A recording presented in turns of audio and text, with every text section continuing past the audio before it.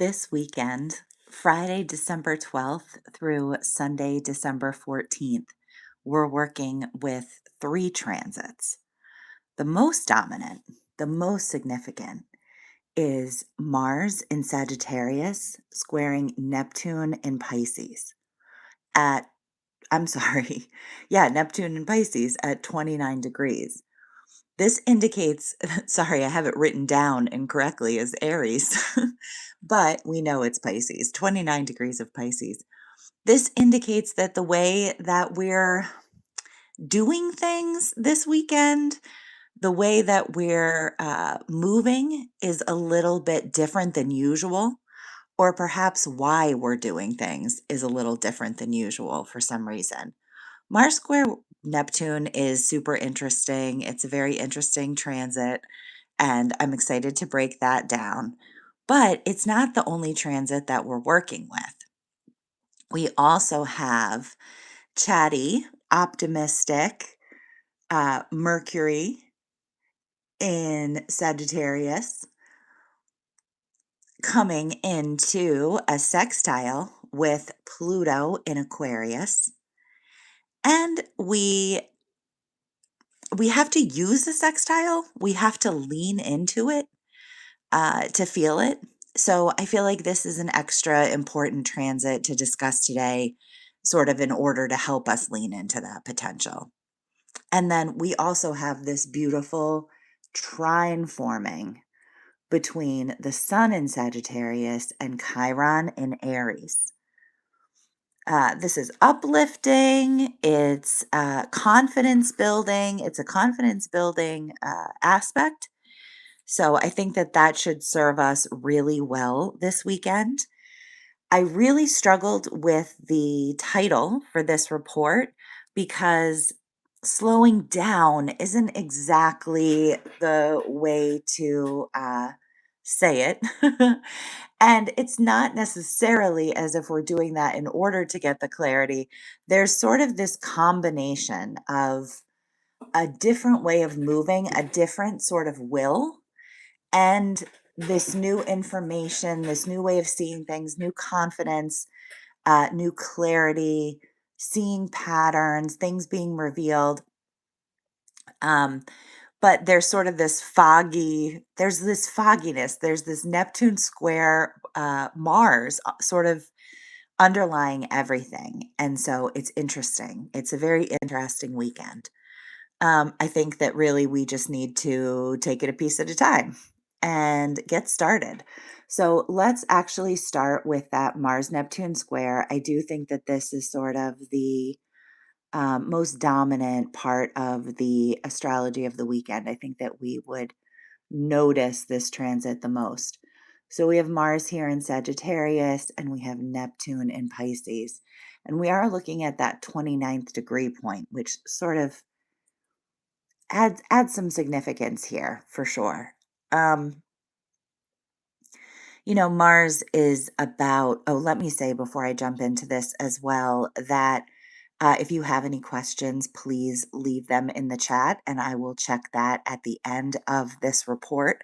And if you're watching this later, please leave any questions in the comments. I generally stay as engaged as I can, at least for the first couple days after a report is released with the comments. So feel free to ask any questions and we'll do a little Q&A at the end. So yeah, it's an interesting combination of energies when we're working with Mars and Neptune. Mars is about getting what we want, about going after what we want. It's about action. And then Neptune diffuses, deludes, confuses, spiritualizes, merges. So with this transit, it's like the will sort of moves a little bit differently. The will is different. The reason that we do things is different. It's not the sort of normal process, which is like, what do I want to do? And then you set about trying to figure out how to get that done.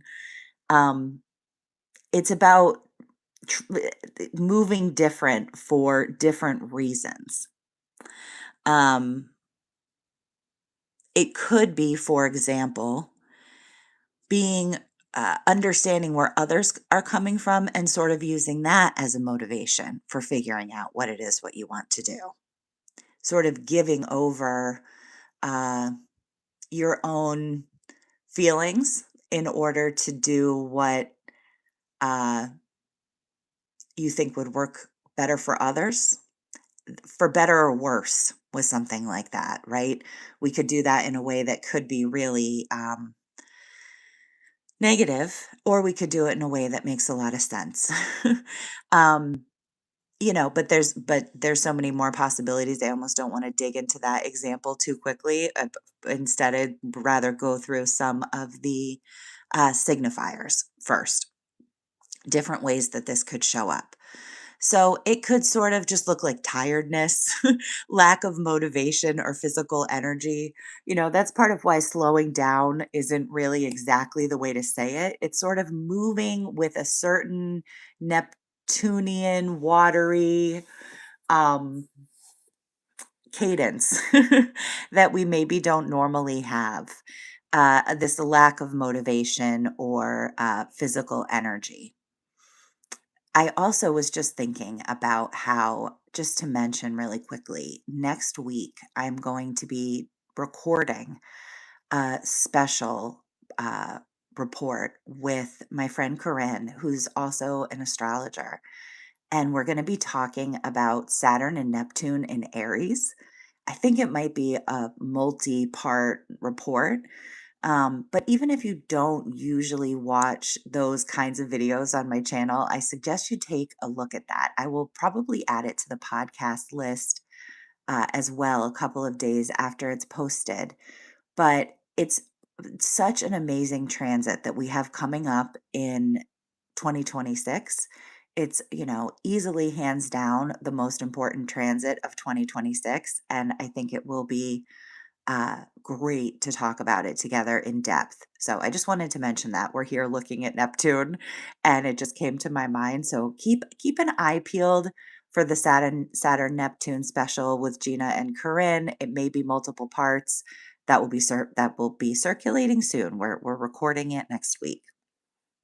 Okay, so this Mars Neptune square, that lack of motivation or physical energy, sort of the will moving in a different kind of way for different reasons.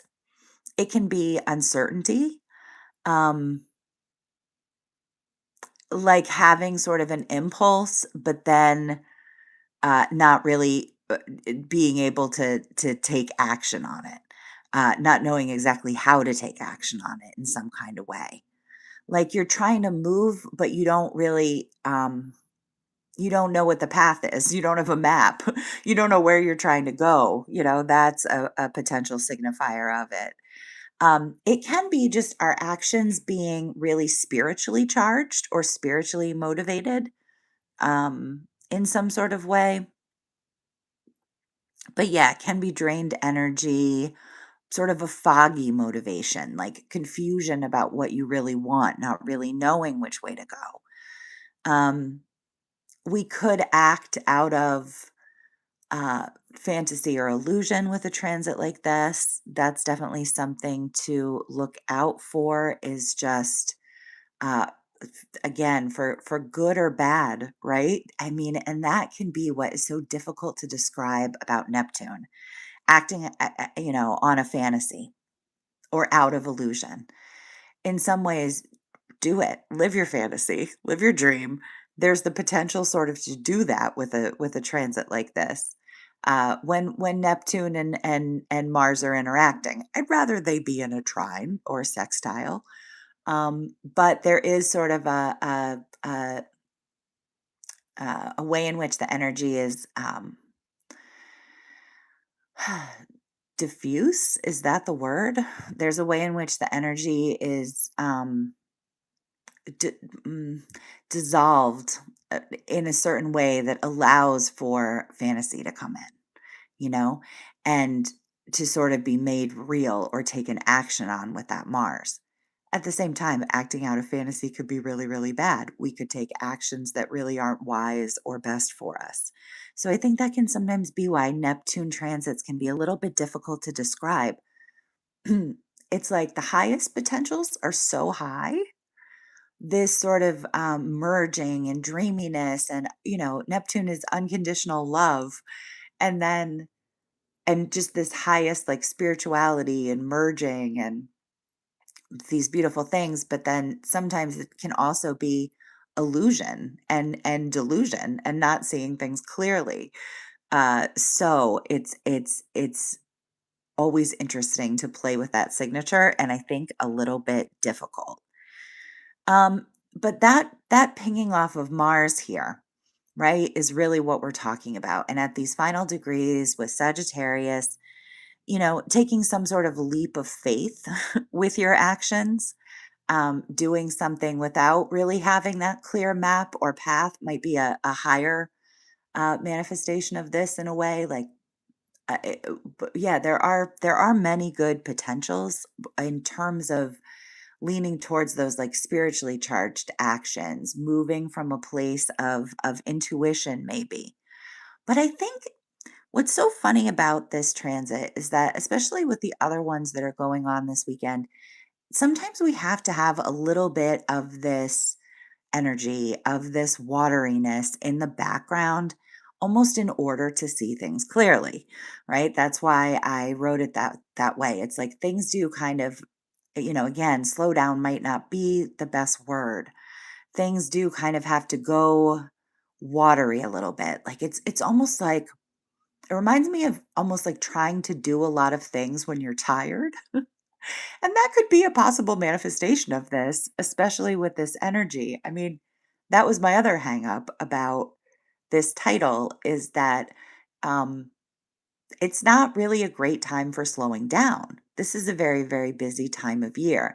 And it's not really precise to say that this is about slowing down. It's not that. It's this sort of dreamy, watery motivation being foggy, not really having a map for what you're trying to do, motivation coming from a different kind of place energy, right? And we can do that when we're busy.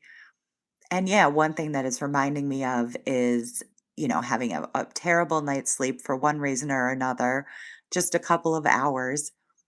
And then suddenly, and then you find yourself in having a very, very long day, right? And you sort of are carrying that blurriness and that fogginess through your day. But yeah, there are different potentials with that, right? There are different reasons to be tired. There are different ways we can feel when we're tired. So I don't know. There's this is one side of it. Let's move on and let's wait. Are those all of my notes for this? Let me check before we go on to the next transit. Yes, I believe that's covered. Um, well, here's the other thing I wrote that we are talking about 29 degrees here. And I think that that could mean that there could be sort of some sort of ending theme around this. Things wrapping up. Neptune is really holding that 29th degree point in Pisces. And gosh, Neptune has been at that point for a while. We've been here before. So this is the final time, and it's just a profound ending point, especially Neptune at 29 degrees of Pisces, because it's the end of the zodiac, not just the end of the Pisces uh, part of the wheel. So, yeah, there could be sort of themes around things sort of ending a little bit, something wrapping up, something culminating, something coming to an end. And gosh, I mean, I've been working on these different reports for 2026 and for December and January, and we really are in such an interesting energy where, in some ways, we are sort of back. We're back. We're back. We've had this configuration before. Like these outer planets, including Uranus here, being back in their old signs. It's kind of a trip. Um, there is some wrapping up that we're doing right now. We've really had a taste of what's coming at this point, of the new sort of era that's opening up in the world, in our lives. And we've seen that. And now is almost a time where we have that information, we have that glimpse. we're doing it, we're in the new in some ways, but we're also sort of wrapping something up from the past. We're going back a little bit, and we're finishing some things. So there could be some themes with that this energy is sort of you know working with as well. Okay, let's do Mercury sextile Pluto next. I think that this is interesting to talk about, especially because you do kind of have to lean into a sextile. They're a little bit subtle. They're definitely the most subtle of uh,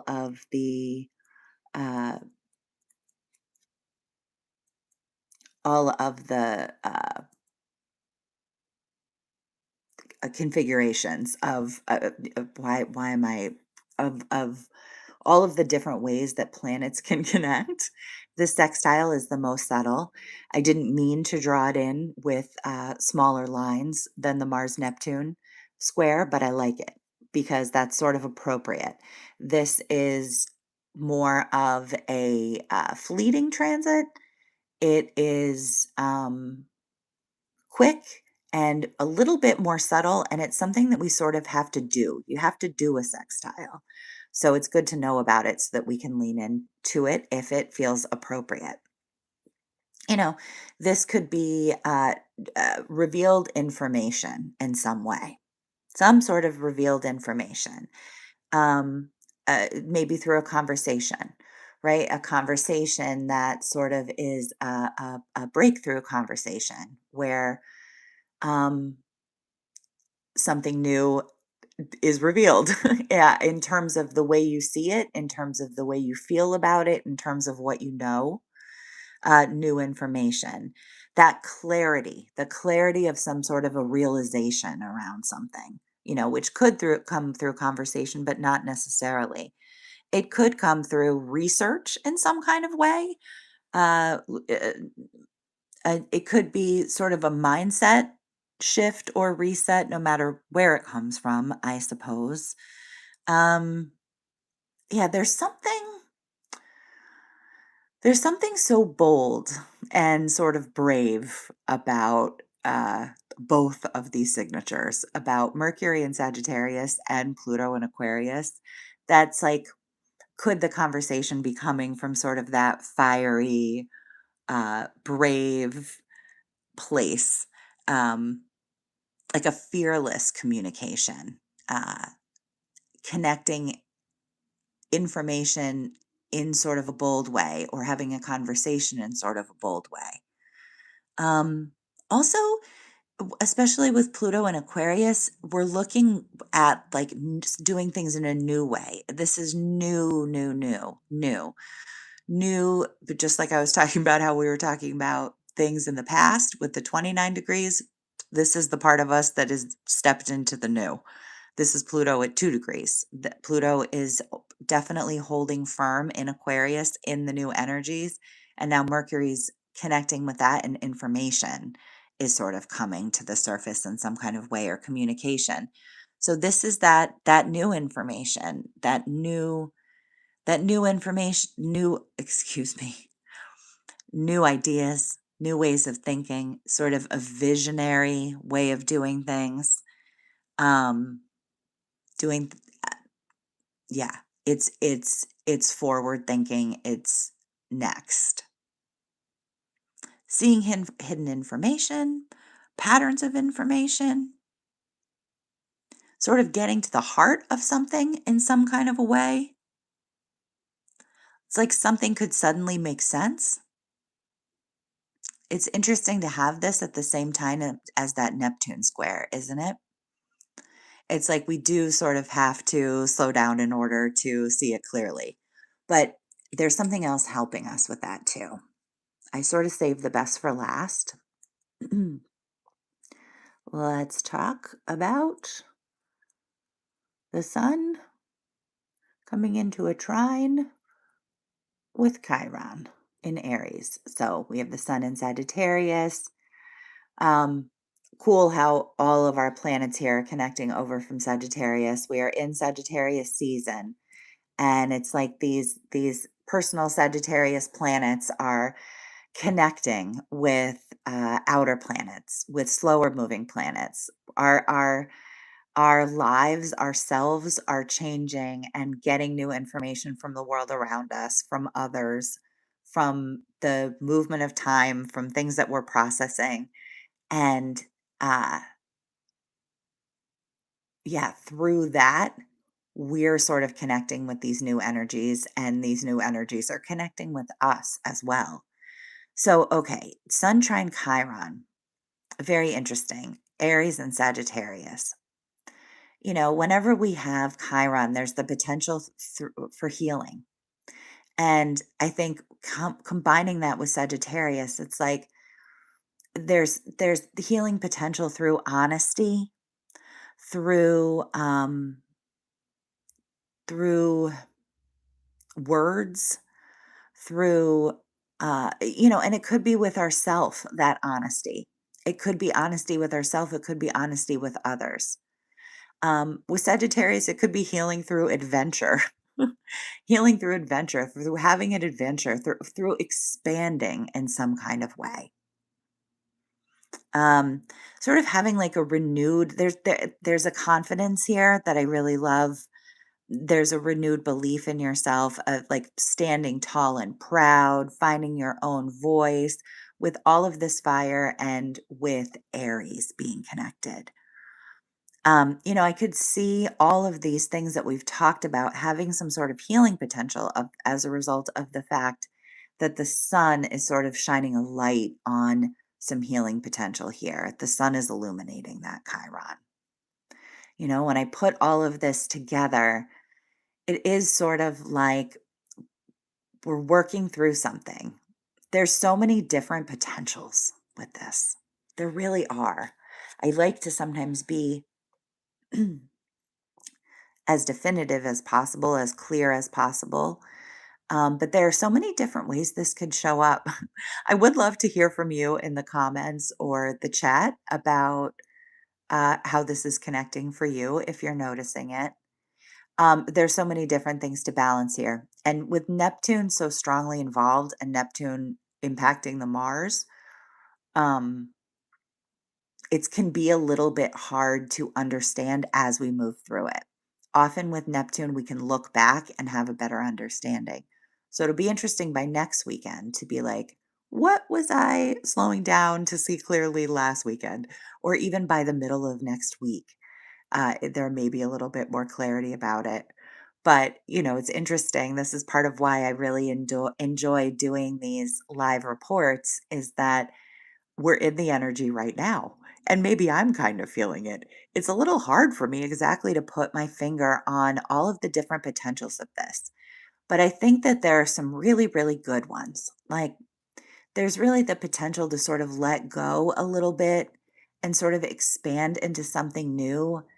And through that, sort of see things more clearly or seeing things more clearly, and then that allowing you to expand a little bit, having some sort of conversation. Um,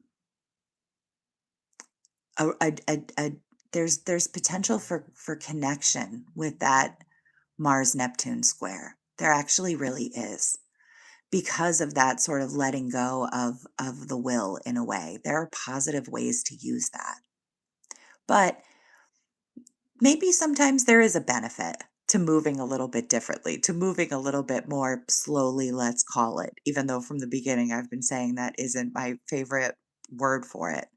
Maybe there is some benefit to that. I think it's a good weekend to sort of let go a little bit and let the information come in. At the same time, I have to say, our last lunation was the Gemini full moon. I will attach a video at the end of this report about that if you haven't seen it before. I think there's something about Gemini full moon energy or Gemini season energy where it's good to kind of let mental things just come and go, not hold on to them too tightly. And we are still in that energy as well. So, I mean, and maybe that works really well with this when I think about it. It is kind of a good weekend to slow down and just see what comes in. And that slowing down doesn't necessarily mean literally because I think a lot of us have a lot to do right now. It's a busy time of year. Um, but even if it isn't, or even if it is, either way, maybe to not hold on to things too tightly. Get a little rest where possible, always good. I feel like I'm always talking about resting. Um, and just sort of see what comes up in terms of these new ideas. I think we're feeling uh, brave. We may be a little bit tired, but we're also sort of brave and excited to expand and find out new information and do things differently and have this visionary thinking. So there's a lot of good here too, for sure. Okay. I think that about wraps up that part of this report, and I'm going to move on to the Q&A now. Um, I will attach a couple videos at the end here as well. I also would encourage, as well as that video that Corinne and I are putting together next week, I also did a video last week on reflections on 2025. I would encourage you to check it out if you haven't yet. I know it doesn't really sound very exciting, but there's a lot of good that can come from sort of looking back on the astrology. I love when it is referred to as post-diction, instead of prediction. And I'm not really a huge fan of the word prediction anyway. I think astrology is best used as a tool for introspection and reflection. It's not really about predicting what's going to happen, right? It's just about noticing the way life is, connecting with different potentials, or checking in with different parts of life, different parts of ourselves. Anyway, um, check out that video if you haven't. Okay, I'm going to go ahead and go through the chat here. Thank you all so much for being here, and thank you for your patience. Good morning, Miss Tell. Wonderful to see you. Hi, Steve.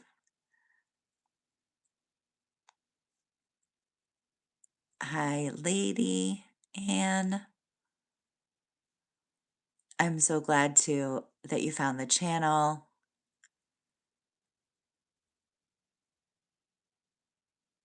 I love the way you guys connect about your signs, and your big three, for example. I love when you share that in the chat, and sometimes you find each other and people who have the same big three. I was connecting with someone last week, and we had the same primary triad. So I'm Aries Sun, Libra Rising, Pisces Moon. Hi, Olive Juice. I remember you. I like your name. And you saying that you took today off. This is good to hear. It's actually a really nice day to take off. That's great. That's great. That's a great energy for taking the day off. Um, right. Someone saying they don't really believe in astrology, but but they're Scorpio, so we question stuff. That's really funny. You're like, I don't believe in astrology, but my astrology does suggest that I don't believe in astrology. Just saying. Um, Yeah, no, I mean, I not everyone needs to or should. It's just one tool of many that we have for navigating life. I don't think it's the end all be all by any means. I have other tools in my life that are more significant to me than astrology, but it's a really cool one and it can be a lot of fun. And what I always think when people don't believe in astrology, or I mean, I think people should believe or not believe whatever they want, but it's just funny to me when questioning it, it's always like, okay, so if you know a bit about astrology, just sort of taking the sun signs of your immediate family members. Just think about your immediate family members, your parents, your siblings, your spouse, your children, and their sun signs. If you've learned a bit about that and you know a bit about those signatures, tell me there's not something there. Just tell me there's not something there. And then it's crazy how the deeper we dig, the more resonance there seems to be. You know, the way this is falling in your chart matters tremendously. How this is connecting with personal planets in your chart, it matters a lot. But I don't know. It's just amazing. It's interesting to me the way it works. It definitely is. Yeah, seventh house, full moon. Definitely check out Olive Juice, the report, the horoscope for December and January for Sagittarius. I go into that in depth in that report.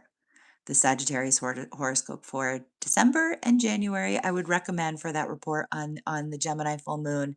And then I'm also going to attach the Gemini moon video here if you'd like to watch that too, for sure. Oh, so nice of people to connect and share love. Thank you. Oh, I used to listen to Pam as well, Pam Gregory. I remember Pam Greg. Yes, she she hasn't been posting videos for a little while and we miss her. She was a wonderful astrologer on YouTube. And there's still her channel is still active. Um, I actually just noticed her video that she did years ago about 2025 and 2026, and I wanted to go back and revisit that, talking about the way in which we're changing elements right now. You know, this elemental shift with the outer planets and the Jupiter and Saturn conjunctions too. It's really fascinating.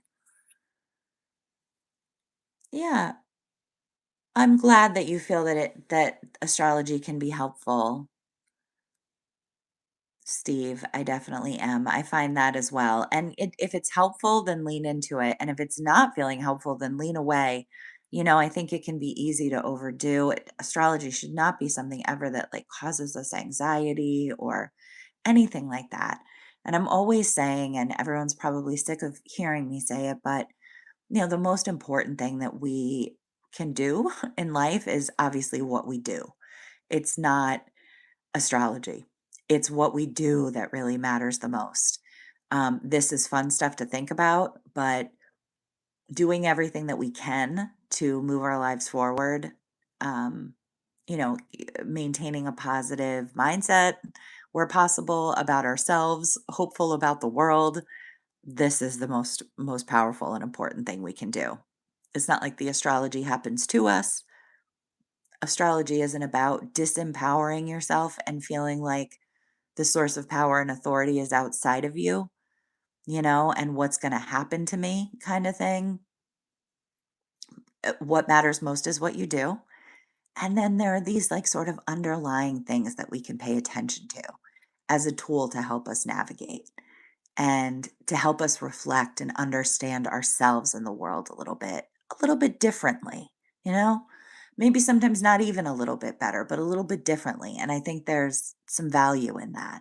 And I think there's a lot of value in not taking this stuff too seriously. I definitely do. To enjoying it, taking it seriously, but not too seriously, maybe finding that balance. Yes, talking about all the innovation that's going on right now. And that's a big part of what Corinne and I will be talking about, or it's certainly part of it with the Saturn Neptune conjunction and Aries coming up next year, the most important transit of the year. Okay, I appreciate all of you very much for being here and all of you for watching. I hope you have a wonderful weekend. I will be back on Monday. I'll talk to you then.